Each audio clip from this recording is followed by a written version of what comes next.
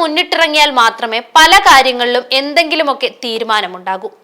അത്തരത്തിൽ ജാർഖണ്ഡിലെ ബൊക്കാറോയിലെ ഒരു തകർന്ന പാലം ശരിയാക്കാൻ നിമിത്തമായതാകട്ടെ ഒരു വൃദ്ധയായ അമ്മ.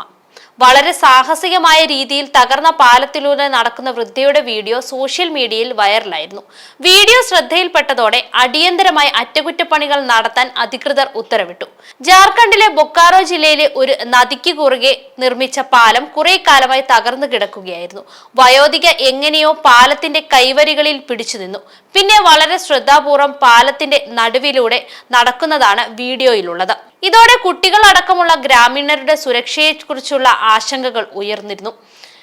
ദിനേശ് ജ്വാർ എന്ന ഇൻസ്റ്റ അക്കൗണ്ട് വഴിയാണ് വീഡിയോ പങ്കുവച്ചിരിക്കുന്നത്. നടപടിയെടുക്കണമെന്നാവശ്യപ്പെട്ട് ജാർഖണ്ഡ് മുഖ്യമന്ത്രിയുടെ ഔദ്യോഗിക എക്സ് അക്കൗണ്ടിനെ ടാഗ് ചെയ്തുകൊണ്ടാണ് വീഡിയോ പോസ്റ്റ് ചെയ്തിരുന്നത്.